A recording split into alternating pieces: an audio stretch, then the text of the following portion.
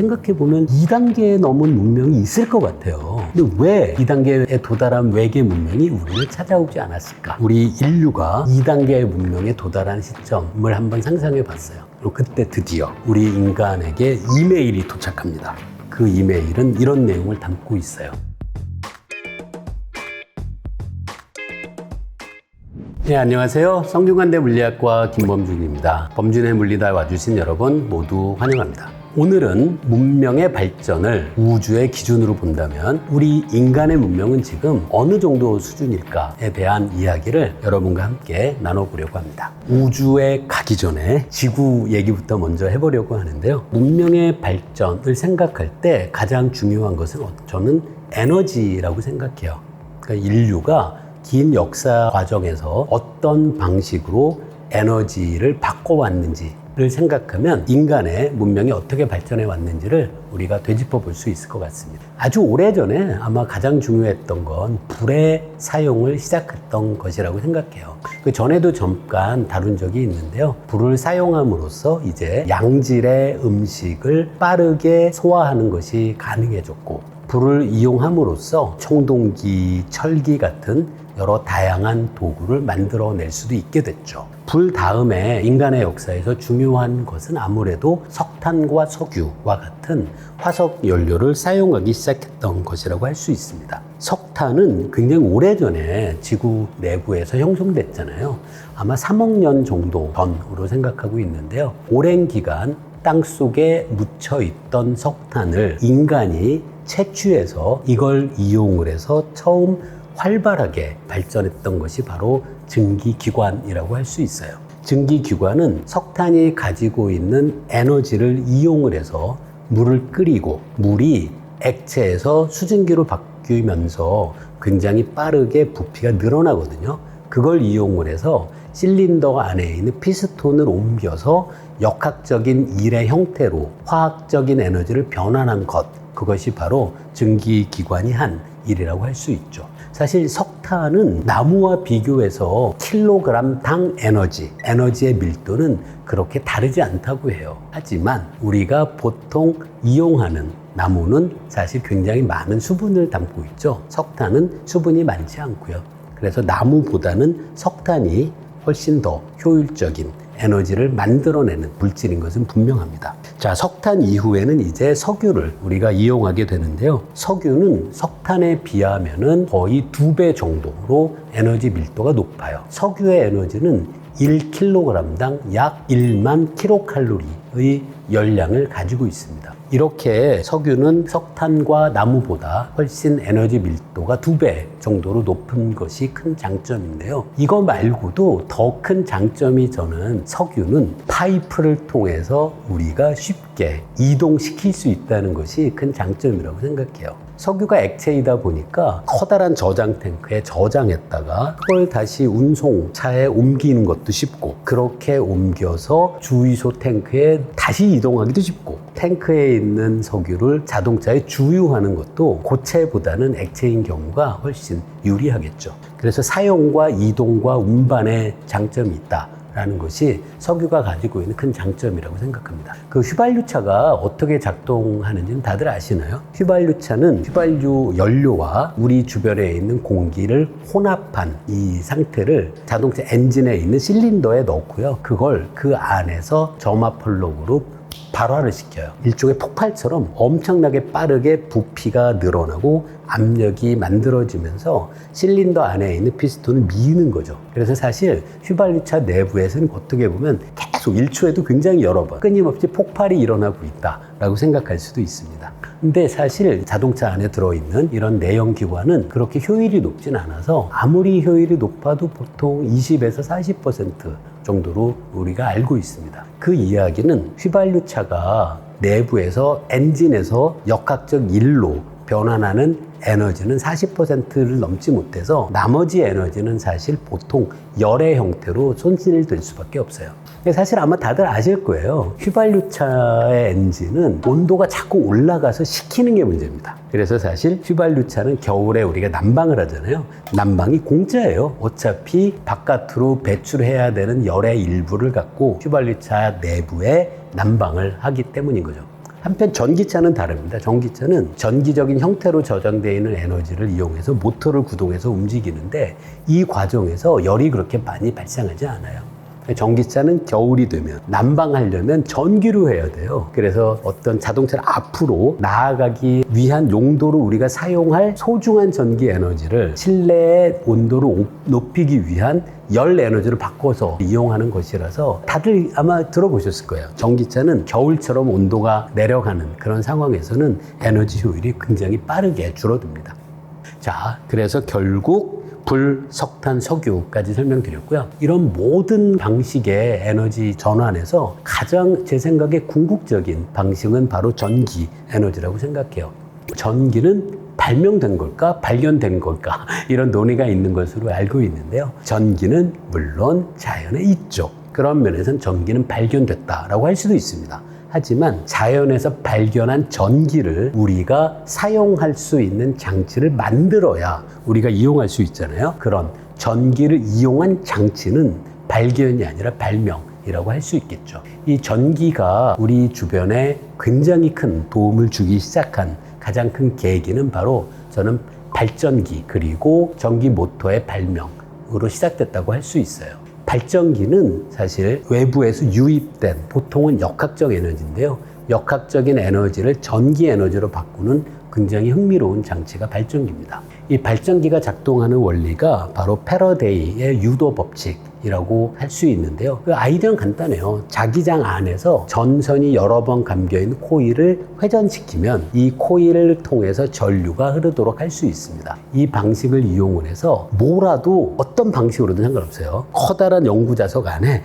코일을 넣고 코일을 돌릴 수만 있다면 우리가 전기를 만들어낼 수 있죠. 그래서 수력발전 같은 경우엔 물이 떨어지면서 직접적으로 이 코일을 회전시키는 것이라고 할 수 있고요. 화석 에너지를 이용한 석탄이나 석유를 이용한 발전, 그리고 또 심지어는 원자력 발전조차도 사실은 증기기관처럼 작동합니다. 먼저 물을 끓여요. 물이 끓으면서 만들어진 높은 압력과 급격한 부피 팽창을 이용을 해서 그걸 이용을 해서 앞에 말씀드린 것처럼 코일을 회전시키는 에너지를 공급하게 되는 거죠. 자, 그래서 사실 아직까지도 현대 대부분의 발전 장치는 증기기관이다 라고 해도 과언이 아니죠. 자, 이렇게 전기를 만들면은 가장 큰 장점은 수송의 이점입니다. 여러분이 집에서 전기를 매일같이 사용하는데 여러분 옆집에 전기 발전소가 있지는 않잖아요. 발전소는 굉장히 먼 곳에 있어도 돼요. 전선으로만 연결되면 아주 먼 곳에서 발생시킨 전기 에너지를 먼 거리까지 큰 손실 없이 전달할 수 있다 라는 게 전기가 가지고 있는 굉장히 큰 장점이라고 생각합니다. 그래서 아마 많은 분들이 동의할 것 같은데요. 아무리 먼 미래가 되더라도 인류가 사용하는 에너지의 형태는 아무래도 굉장히 긴 시간 전기 에너지의 형태를 갖게 될 것이라고 생각해요. 자, 이렇게 생각하면 전기는 모든 것이 좋은 것처럼 느끼셨을 수도 있는데 전기는 단점이 또 있습니다. 한번 만들어진 전기 에너지를 어디에 잘 이렇게 저장해서 갖고 있기가 너무나도 어려워요. 전기는 대부분은 발전소에서 발전했잖아요. 근데 소비가 그만큼 없어요. 그러면 사실은 그냥 버릴 수밖에 없습니다. 그냥 땅을 통해서 버리는 에너지로밖에 사용할 수 없어서 전기 저장 장치의 빠른 발전 그리고 연구 같은 것이 지금 정말 주목해야 하는 아주 중요한 그런 연구 분야라고 할 수 있고요. 그래도 글쎄요, 과거에 비하면 굉장히 다양한 전력 저장 장치가 만들어지고 있죠. 사실 전기 자동차에 들어가는 배터리도 일종의 전기 에너지를 저장하는 장치라고 할 수도 있습니다. 자, 다음은 원자력 얘기입니다. 원자력은 어떻게 만들어지는지 아마 들어보셨을 거예요. 원자력은 원자 번호가 커서 불안정한 원자핵을 갖고 있는 물질이 저절로 이 핵 분열 반응을 통해서 더 작은 원자 번호를 갖고 있는 원자핵으로 분열되는데 이 과정에서 처음 가지고 있던 질량과 분열된 다음의 질량을 비교하면 질량의 차이가 생깁니다. 이만큼의 차이가 들어보셨을 E는 mc제곱. 바로 이 공식으로 표현되는 방식을 따라서 에너지로 전환돼요. 질량의 차이가 에너지로 바뀌는 걸 이용하는 것이 원자력 발전의 가장 큰 원리입니다. 근데 이렇게 만들어진 에너지를 이용해서 일단 물을 끓이고 물을 끓여서 터빈을 돌려서 전기를 만들어 놓은 것이 원자력 발전이 작동하는 방식인 거죠. 원자력 발전은 안전 그리고 핵 폐기물 저장의 문제만 해결된다면 사실 그렇게 발전 단가가 높진 않다라는 주장도 있습니다. 하지만 가장 큰 문제는 방금 말씀드린 안전 비용 그리고 핵 폐기물 처리 비용이 얼마나 될지를 사실 추정하는 것도 쉽지 않을 정도거든요. 이게 너무나도 오랜 기간 핵 폐기물을 저장해야 되는 그런 위험이 있기 때문이에요. 그것까지 생각하면 저는 제 생각엔 먼 미래에 인류가 이 원자력 발전소를 지금처럼 활발히 계속 이용하게 될 가능성은 없지 않을까라는 게 제 솔직한 생각입니다. 왜냐하면 원자력 말고 다른 에너지가 있기 때문이에요. 바로 요즘 주목받고 있는 재생에너지입니다. 재생에너지에서 가장 큰 두 방법이 아마 태양광 그리고 풍력이라고 할 수 있어요. 특히 태양광은 사실 태양이 지구로 보내주는 에너지가 무지막지하게 커요. 지구에 쏟아지는 태양 에너지가 어느 정도냐면 100 페타와트라고 불립니다. 페타라는 건 10의 15승이거든요. 엄청나게 큰 거예요. 1초에 태양이 지구에 보내주는 에너지가 10의 17승 와트에 해당합니다. 그러면 인류가 현재 만들어내는 전력 생산이 있잖아요. 그것과 비교하면 인류가 만들어내는 전력 생산의 양은 태양이 지구로 보내주는 전체 에너지에 비하면 제가 알기로 1만 분의 1 정도밖에 안 돼요. 즉 만약 인류가 태양이 지구에서 보내주는 에너지를 모두 이용만 할 수 있다면 그럼 지금 우리가 만들어내는 전력의 양이 10,000배까지도 늘어날 수 있는 거죠. 현재는 우리가 태양이 보내준 에너지 아주 일부만 사용하고 있습니다. 풍력 발전도 굉장히 중요한 역할을 하고 있는데요. 태양광 그리고 풍력 발전은 미래 재생 에너지에서 여전히 상당한 기간 동안 가장 중요한 역할을 할 것으로 볼 수 있어요. 그리고 풍력 발전, 특히 태양광 발전에 관련된 전력 생산 비용이 굉장히 빠르게 줄어들고 있습니다. 조금만 시간이 지나면은 태양광 발전이 친환경적이면서도 발전 단가로도 굉장히 경쟁력 있는 그런 에너지원이 될 가능성이 정말 커요. 앞으로 아마 태양광은 계속 사용이 늘어날 수밖에 없다고 저는 생각합니다. 자, 이제 지구 얘기는 이쯤에서 마치고요. 우주 전체의 규모에서 과연 문명의 수준을 우리가 어떻게 측정할 수 있을까라는 것에 대해서 1964년 러시아의 과학자 카르다쇼프가 아주 흥미로운 제안을 합니다. 앞에서 제가 지구의 문명 발전을 에너지의 입장에서 설명했던 걸 아마 기억하실 텐데요. 카르다쇼프가 주목한 것도 바로 에너지의 양이에요. 카르다쇼프가 생각한 상상이 너무 재밌는데요. 1단계 문명을 카르다쇼프는 어떻게 제안하는 거냐면 행성 전체의 에너지를 사용하는 단계. 아마 태양광을 기준으로 한다면 태양이 지구로 보내는 태양광이 갖고 있는 전체 에너지를 사용할 수 있는 것, 그게 바로 카르다쇼프의 1단계 문명의 정의입니다. 2단계는 뭘까요? 2단계는 당연히 태양이 됩니다. 항성이 되겠죠. 그리고 이때 우리가 주목해야 될 에너지의 양은 뭐냐면 1단계의 문명의 기준은 태양이 지구에 보낸 에너지예요. 2단계 문명의 기준은 태양이 우주 공간에 방출한 전체 에너지가 기준이 되겠죠. 이 에너지를 생각하면 이게 10의 26승 와트입니다.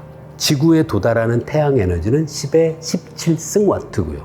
이게 무려 10의 9승배가 더 많은 거예요. 10의 9승이니까 10억 배죠. 10억 배의 에너지 차이가 있는 것이 1단계와 2단계의 차이입니다. 그 2단계에 그러면 태양이 우주로 전체로 내보낸 항성이 그 에너지를 어떻게 이용을 할 수 있을까요?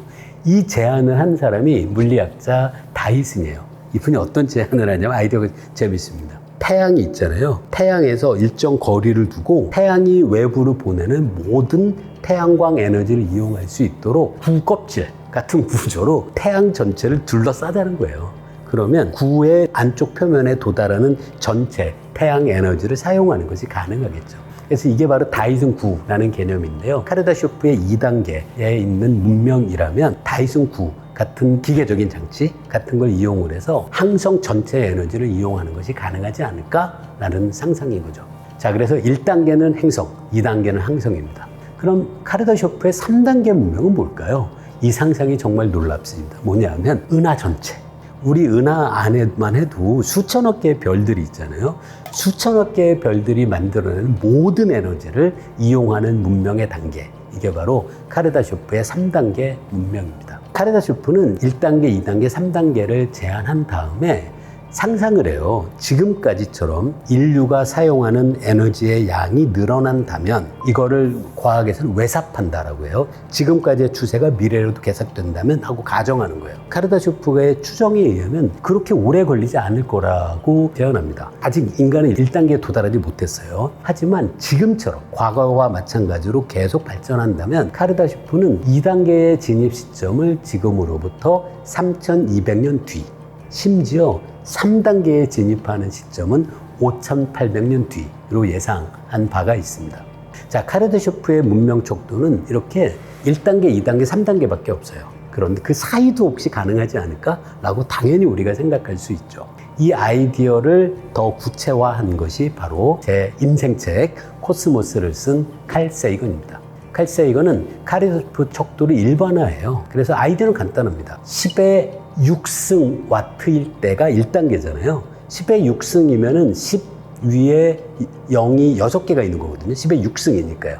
그래서 6이라는 숫자를 이용하자는 거예요. 이걸 이용을 해서 이 카르다쇼프의 척도를 일반화하면 만약 태양이 지구로 보낸 에너지가 10의 17승이죠. 10의 17승 와트를 사용하는 문명의 카르다쇼프 척도가 1이 됩니다. 한편 2021년 기준 인류 전체가 사용하는 에너지 사용량을 기준으로 하면 현재는 아마도 카르다쇼프 문명 단계 척도가 0.73 정도로 추정할 수 있어요. 칼 세이건의 이 일반화된 식을 이용을 하면 굳이 1, 2, 3뿐 아니라 그 사이사이도 우리가 문명의 단계를 정의할 수 있다는 게 상당히 흥미롭죠. 이 칼 세이건이 이렇게 카르다쇼프 척도를 일반화한 다음에 카르다쇼프 척도는 3단계밖에 없잖아요. 근데 4단계를 상상한 사람도 있습니다. 4단계의 가장 궁극적인 단계는 뭘까요? 이 상상이 너무 흥미로워요.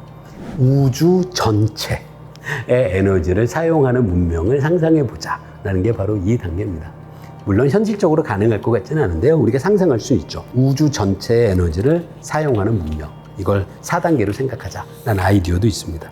앞에서 카르다쇼프가 추정한 방안이 과거에서 지금까지의 에너지 사용량 증가의 패턴이 지금부터 미래로도 이어진다면 이라고 가정한 거잖아요. 이걸 일반화도를 할 수가 있어요. 그래서 카르다쇼프의 1964년에 이 추정 이후에 인류의 에너지 사용량이 어떻게 늘어났는지 패턴을 이용을 해서 추정할 수 있습니다. 근데 이게 생각보다 굉장히 짧아서 제가 깜짝 놀랐는데요. 이렇게 추정하면 인간이 1단계를 통과하는 시점이 지금으로부터 240년 뒤, 그리고 2단계 통과 시점은 800년 뒤, 3단계 통과 시점은 1500년 뒤라는 추정이 또 가능합니다. 그럼 생각보다 너무 신기하잖아요. 1500년만 더 지나면 인류가 우리 은하 전체의 에너지를 사용하는 단계에 진입할 거다라는 추정입니다. 이건 그냥 과거에서 현재까지의 추세가 지금부터 미래까지도 이어진다면 이라고 가정한 다음에 계산한 거예요. 근데 저는 이게 가능할 것 같지는 않아요. 그 이유가 있는데요. 특히 빛의 속도라는 물리학의 궁극적인 한계가 있고요. 또 빛의 속도를 생각하면은 사실 우리 은하가 거의 몇만 광년의 크기거든요. 그 안에 있는 전체 에너지를 우리가 실시간으로 이용한다는 것은 사실 저는 그렇게 가능해 보이지는 않아서 3단계 문명에 도달하는 것은 1500년보다도 훨씬 더 긴 시간이 걸리지 않을까라는 게 제 솔직한 생각입니다. 제가 사실 이런 카르다쇼프의 척도에 기반한 문명 발전 단계를 추정하는 이 아이디어에 대해서 솔직히 제 개인적으로는 반감이 있어요. 이게 뭐냐면 더 많은 에너지를 소비하는 것이 정말 더 발달된 문명일까라는 것을 우리가 정말 저는 심각하게 고민해 봐야 된다고 생각해요. 마치 이거는 에너지를 더 많이 소비하는 나라가 더 선진국이다 라고 이야기하는 것과 닮았다고 생각하거든요. 근데 어쩌면 우리가 도달해야 될 미래는 에너지의 소비를 가능한 줄이면서 그럼에도 불구하고 우리에게 더 나은 삶을 제공하는 것, 그게 우리가 추구해야 될 방향이라고 생각해 본 적이 있습니다. 앞에서 칼 세이건이 카르다쇼프 척도를 일반화하잖아요. 이 칼 세이건의 제안이 또 흥미로운 것도 있어요. 문명의 발전 단계를 에너지로 하지 말자는 거예요. 문명의 발전 단계를 추정하는 양으로서 에너지가 아니라 정보의 양을 생각하자라는 제안을 이 칼 세이건이 하기도 했습니다. 칼 세이건이 제안한 클래스 A 문명은 사용하는 정보가 10의 6승 비트로 제안했어요. A 문명은 그렇고요. A 다음에 알파벳이 B잖아요. 알파벳 하나가 진행할 때마다 정보의 양이 10배씩 늘어난다 라는 것이 칼 세이건이 제안한 정보의 양에 기반한 문명 발전 단계 추정법입니다. 현재 인터넷 전체의 정보량은 약 100제타바이트라고 하더라고요. 이걸로 추정하면 칼 세이건의 척도에서 정보의 양을 기준으로 한 인류 문명의 발전 단계는 알파벳 R 단계 혹은 S 단계 정도라고 할 수 있습니다. 저는 에너지보단 그래도 이 정보의 양을 기준으로 하는 게 더 맞는 거 아닐까? 라는 생각을 조금 해보기는 합니다. 자, 인류는 그럼 1단계 문명에 도달할 수 있을까? 한번 생각해 볼 수 있습니다. 카르다쇼프의 1단계는 지구에 유입되는 전체 태양 에너지 정도의 에너지를 사용하는 문명에 해당하는 거죠. 사실 생각해보면 가장 유력한 방안은 아무래도 저는 핵융합이라고 생각해요. 핵융합은 질량의 차이가 에너지로 변환되는 것을 이용하는 건데요. 이게 엄청납니다. 그래서 만약 1초에 우리가 280kg의 수소를 핵융합할 수만 있다면 그때면 1단계를 이미 돌파합니다. 1초에 280kg이라면 그렇게 많은 양이 아니거든요. 그 정도의 수소를 핵융합할 수 있으면 이미 인간은 1단계 문명에 도달하는 거죠. 근데 이게 1년이면 꽤 많아요. 1년이면은 수소에 필요한 양이 1000만 톤 정도입니다. 근데 1000만 톤의 수소 그러면 굉장히 많은 것처럼 느껴질 텐데 바닷물 1kg, 1kg, 1kg, 1세제곱킬로미터 에 들어있는 수소가 방금 말씀드린 1년 동안 우리가 1단계 문명에서 사용할 수소의 양의 10배예요. 근데 사실 바다가 굉장히 넓거든요. 바닷물 전체 양이 약 10의 9승 세제곱킬로미터 정도예요. 그런데 1세제곱킬로미터에 들어있는 수소만 이용해도 사실은 10년을 우리가 1단계 문명을 유지하는 것에 해당하기 때문에 핵융합이 대규모로 성공할 수만 있다면 그리고 핵융합을 이용을 해서 충분히 우리가 실용적으로 전기를 생산하거나 그런 것이 가능하게 된다면 1단계 문명 진입이 불가능해 보이지는 않습니다. 근데 이건 핵융합 얘기고요. 이거 말고도 다른 재밌는 제안들도 있습니다. 재생에너지가 급격히 발달해도 돼요. 어떻게 돼야 될까요? 지구 표면 전체가 태양광 발전이 가능해지는 미래 그런 걸 생각하면 또 1단계 문명 얼마든지 도달할 수 있겠죠. 그리고 반물질도 엄청나게 큰 에너지를 내거든요. 근데 사실 1단계 문명을 도달하는 시점에는 아마도 딱 하나의 에너지원이 아니라 태양광도 이용하고 핵융합도 이용하고 풍력도 이용하고 이런 여러 다양한 에너지 생산 방식을 함께 적용하게 될 것 같기는 합니다. 사실 불가능해 보이지는 않아요. 언제가 될지는 조금 우리가 고민해 봐야겠지만 과학적인 의미에서 불가능하다라는 이야기는 절대로 할 수는 없습니다. 자, 영화에 보면 스타워즈, 스타트랙 같은 데 보면은 거의 은하 전체의 규모를 아우르는 그런 문명이 등장하기도 하는데요. 스타워즈의 제국은 은하 하나 정도의 규모예요. 근데 제국이 관할하는 영역이 은하 하나다라고 해서 은하 하나 전체 에너지를 사용하는 거라고 하기는 좀 어렵지 않을까 싶어요. 그래서 스타워즈 제국을 생각하면 아마도 2단계와 3단계 사이 정도가 아닐까라고 생각해 볼 수 있습니다. 스타트랙에는 구체적으로 이 얘기가 나오거든요. 항성 전체 에너지를 사용하는 문명 얘기가 나옵니다. 그럼 이 문명은 2단계에 도달한 것이 분명하죠. 이런 SF 영화는 1단계를 훌쩍 뛰어넘는 우주의 문명을 상상하는 그런 이야기들이 자주 등장하는 건 분명히 맞습니다. 1단계 문명에 도달하면 어떻게 될까요? 1단계에 도달하는 순간 저는 인간에게 의미 있는 공간의 규모가 당연히 지구를 벗어나게 될 것이라고 확신합니다. 그러면 1단계가 통과하면 우리가 2단계에 도달하기 전까지는 태양계 전체가 인류의 탐사와 그리고 어쩌면 거주 가능 영역이 될 가능성이 있죠. 화성, 달뿐 아니라 목성, 토성 그런 곳도 인간이 탐사하고 그리고 어쩌면 거주할 수 있는 그런 영역의 가능성이 만들어지는 것이 1단계 통과 후의 인류 문명 발전 단계라고 할 수 있습니다. 2단계면 어떻게 될까요? 2단계는 태양이 만들어내는 전체 에너지를 사용할 수 있는 단계죠. 그럼 2단계를 통과한 시점부터 인류의 정착 가능 영역 그리고 인류의 탐사 영역은 당연히 태양계를 넘어설 가능성이 있습니다. 1단계를 통과하면 태양계, 2단계를 통과하면 태양계 밖이 인간의 어떤 영역이 가능해질지 않을까라고 생각해 볼 수 있죠. 3단계를 통과하면 이제 우리 은하 밖조차도 인간의 영역이 될 텐데요. 근데 솔직히 3단계 정도를 통과하는 거는 저는 별로 가능해 보이진 않습니다. 2단계도 굉장히 먼 미래가 될 거로 저는 짐작합니다. 1단계는 생각보다 그렇게 멀지 않을 수도 있습니다. 칼 세이건의 추정도 그렇고 카르다쇼프의 추정도 그렇고 제가 생각해도 아무리 길게 잡아도 1000년까지 걸릴 일은 절대로 없어 보여요. 인간의 과학 발전이 너무나도 빠르기 때문인 거죠.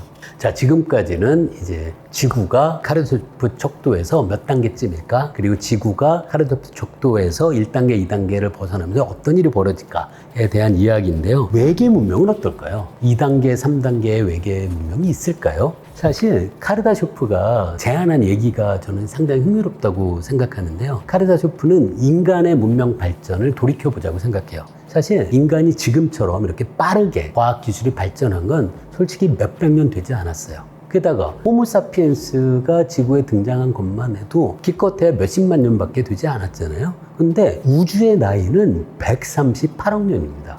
우주의 나이가 이렇게 길고 인간의 역사가 이렇게 거기에 비하면 짧다는 걸 생각해 볼게요. 그러면 우주 어딘가에 문명이 있는데 우리 인간과 발전 단계가 거의 겹칠 확률은 굉장히 낮을 수밖에 없다라는 게 카르다쇼프의 아이디어예요. 저도 동의합니다. 만약에 우리가 외계 문명을 발견했다면 그 외계 문명은 우리보다 훨씬 더 발전한 과학기술 수준을 갖고 있을 것에 저는 분명하다고 생각해요. 외계 문명과 만났다면 아마도 저는 그 외계 문명이 자신들의 항성계를 벗어나기 시작한 거잖아요. 그 이야기는 그 외계 문명은 아마도 카르다쇼프 척도에서 2단계 문명을 이미 벗어났을 가능성이 있죠. 자, 그런데 우주가 진짜 넓잖아요. 우리 은하만 해도 수천억 개의 별이 있고요. 생각해보면 2단계에 넘은 문명이 있을 것 같아요. 근데 왜 2단계에 도달한 외계 문명이 우리를 찾아오지 않았을까? 이게 바로 페르미가 얘기한 Where are they problem입니다.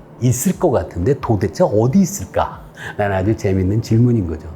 저도 이 질문이 정말 의미 있고 중요하다고 생각하는데요. 오늘 드리는 이야기의 마지막으로 제 상상을 하나 말씀드릴게요. 어쩌면 충분히 발달해서 카르다쇼프 척도에서 2단계를 훌쩍 넘어선 문명이라면 그 문명은 지구처럼 아주 어린 유아기 단계의 문명의 발전에 간섭하지 않는다라는 발전된 문명 사이에 어떤 은하 조약 같은 것이 있지 않을까라고 상상해 본 적도 있습니다. 그래서 유아기 문명은 그냥 두고 충분히 발전하면 이젠 그 문명들끼리는 서로 교류하는 그런 일종의 암묵적인 혹은 명시적인 은하 조약이 있지 않을까라고 상상해 봤고요. 이 상상을 조금 더 이어가서 우리 인류가 2단계의 문명에 도달한 시점을 한번 상상해 봤어요. 그리고 그때 드디어 우리 인간에게 이메일이 도착합니다. 그 이메일은 이런 내용을 담고 있어요. 드디어 스스로 평화를 이루어서 지속 가능한 문명 단계에 도달한 것을 축하합니다. 이제 여러분도 우주에서 어린 문명을 발견하면 그 문명의 발달에 절대로 개입하지 마십시오. 라는 조항이 담겨 있는 문서가 우리가 받은 외계 문명에서 받은 이메일에 첨부되어 있어요. 그리고 그 외계 문명이 보낸 은하 조약에 우리가 가입하는 시점이 먼 미래에 오지 않을까라는 그런 SF적인 상상을 해본 적이 있습니다. 그때까지 우리가 계속 생존하려면 저는 우리 인류가 과학의 발전을 이루는 것보다 더 중요한 게 스스로 멸망하지 않는 길을 찾는 것이라고 생각해요. 과학 발전도 중요하지만 우리가 스스로 멸망하지 않는 지구에 살고 있는 모든 존재들이 평화를 이루고 그리고 지속 가능한 세상을 만들어내고 하는 것이 계속 이어진다면 저는 말씀드린 이런 이메일을 아마 먼 미래에는 우리 인간이 받지 않을까라는 상상을 해봅니다. 예, 오늘 여러분과 함께 지구의 문명 그리고 외계 문명에 대한 이야기를 나눠봤습니다. 예, 고맙습니다.